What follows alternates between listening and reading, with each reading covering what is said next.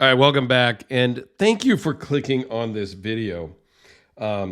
It's really been an honor and a journey in this channel, and I won't get into all of the details. I'll make a separate video about that, but I've been doing this channel for just a bit under 4 years now, and I've met some great people and some really good fans and supporters, and Anthony is one of them by loaning this one. He sent me a ton of stuff over the years, and most recently bought this Frank Fischer battle from Arizona Custom Knives and had it sent straight to me.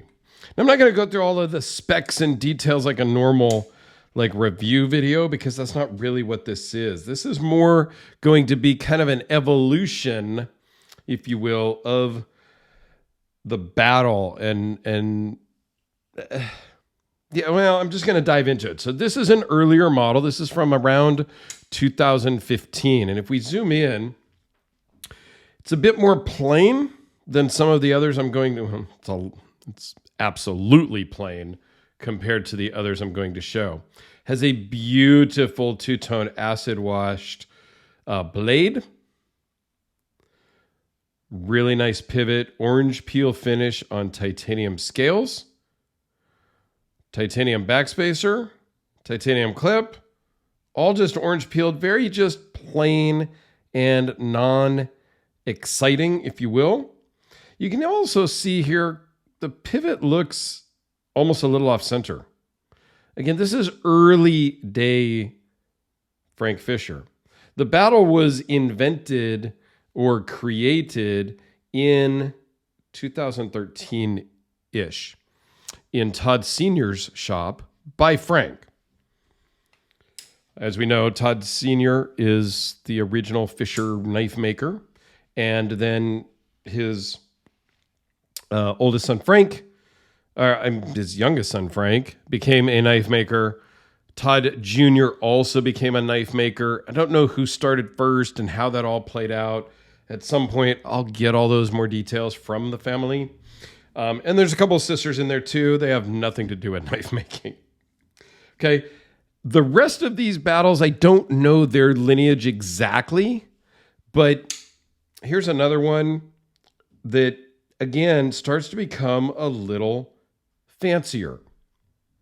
Okay. Has a compound ground blade, carbon fiber inlays, Damascus pivot collars. The pivots are now changed, upgraded, evolved, if you will, because Frank has evolved now by the time he's making this one. The pocket clips are different. These are both frame locks still. Pocket clips are different. This one is very pen. Frank always kind of wanted the battle to have a pocket clip more like a pocket, like a pen in your pocket. So it's kind of a dainty clip. That's one thing on this particular one that's not my favorite aspect of it. But this one is one that I own. The only one that I don't own that I'm going to talk about today is this one, because Anthony bought it from Arizona Custom Knives before I could buy it. I was actually looking at it, wasn't seriously considering it, but when I did go back to kind of check, it was sold. And then all of a sudden it showed up here at my house, which is super awesome. This one has some jimping on the flipper tab, which the early model does not. Flipper tab has changed shape a little bit. This could use a little bit of jimping. It is, I don't misfire it, but I kind of wish there was a little jimping. But this thing, man, I've already called dibs, so don't reach out to Anthony. It hopefully will make its way back to my collection at some point. Okay? So then we fast forward to the first battle that I bought, which is a little more over the top. This one is a liner lock. The pocket clip is a little bit beefier. The pivot is a true custom pivot that Frank came up with, and Frank CNC'd, and Frank really created. Damascus bolsters, a bunch of exotic materials. It's crazy. 4 layers. Like, it's just, this one is off the hook. This is my Grail knife. Has that drip there in the sand, my blade. This is just bonkers, I think is a good way to put it. And also the flipper tab has evolved yet again for the liner lock version. Not just because it's a liner lock necessarily, but just because he's evolved over time. Okay. This one was made brand new. I know the owner that I bought it from. He sent, he sold it to me, and I was super excited to get it. This is one I carry probably the most out of the battles that I own. If at some point I am honored enough to own this, I could probably just put away most of my other knives, carry this only for months. If I ever get the chance and this ever does come back to me, I'll probably do a challenge and carry that as the only knife for, 100 days. Just throw it out there. Let's see.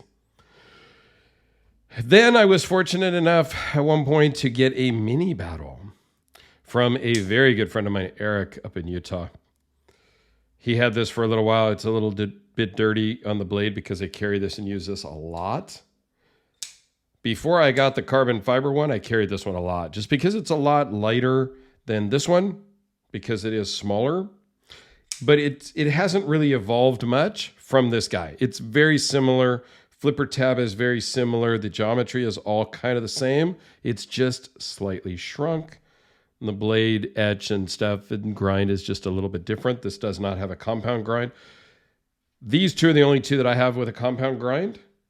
I believe, let me double check. There's one more over here that does have a compound grind. Okay, so let's put the little guy kind of off to the side here. So then fast forward to 2023, just a couple of months ago, Todd Sr. makes a prototype battle because Todd has now decided, since Frank can't make knives right now, that Senior will make some knives and put some money aside for Frank when he is able to make knives again. And so this went up for auction on Instagram. I made a few bids. I was shocked that I was able to get it, but it also has a compound grind, beautiful semi blade. Yeah. And I did a video, which I'll put a link, kind of comparing these two between father and son. There are some distinct differences. The flipper tab is different. The handle shape is slightly different. Sizes are a little bit different, but very similar with 4-inch blades. Yeah, both incredible. There's nothing wrong with either of them. I will say that I think Frank's version is slightly more refined. And I talked about this in the full video you can look at.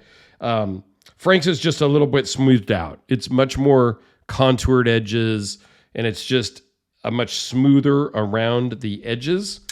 Up in here and things like that is just much smoother. Not that these are harsh edges, but they're just not quite as smooth. The geometry on the blade is slightly different. That's a personal preference of which you like better. But yeah, it's kind of come full circle. The liner on this one is much thinner than the liner on Frank's. So it just kind of come full circle now with Dad making a few of these so that they're still relevant. They're still out there. This is kind of Battle 2.0, if you will, because it is slightly different. The feel in the hand is different as well. All of the others feel exactly the same in the hand other than the thickness. You can tell a little bit of a difference. But man, Anthony, I am just so beyond honored that you were willing to send this in to me. And I'm only slightly jealous that you bought it. it's been tough for me because I did just buy a house at the time of filming. I've been in the house less than a month now. So I haven't really been buying knives. I've looked at some, I've wanted some and things like that, but I'm trying to be an adult and be responsible now and things like that while I'm, paying for the moving expenses and some of that stuff, right? There's always some extra expenses when you first move for a few months. So I'm waiting. There are a few knives that I've got my eye on. I'm talking to some friends about knives that they own that they're about ready to part with and kind of put my name on some. So I'll start buying some knives again here shortly. But I'm honored that I have friends like Anthony, friends like Joseph, and just all of the other people that have loaned me amazing knives to check out, which helps me continue doing a video every day for you guys. So big shout out to everybody that has loaned knives in. I do greatly appreciate it. I'll probably do a separate video talking about how my channel runs, why it runs, all of that stuff at some point, because it's been something on my mind I've wanted to do. So anyway, a quick look at the Frank Fischer battle lineup, including one from Senior. So it's kind of the battle evolution without very much specifics, but I don't know. It gives you a good look at the things that I own. There's fancier ones out there. There's plainer ones out there. Yeah, I think it's an awesome knife, and I could have a collection of 10 or 12 of them and just that'd be all I carry. Like, I could do that. It's kind of as addicting as my Hellraiser collection. So I kind of need to step up my battles because I have more Hellraisers than battles. So I don't know. The things we kind of collect and get addicted to is funny, and that's a topic for another video. But why don't you go check out the Frank Fischer playlist up here and the Todd Fischer Senior playlist over in the other corner, and let me know your thoughts down below.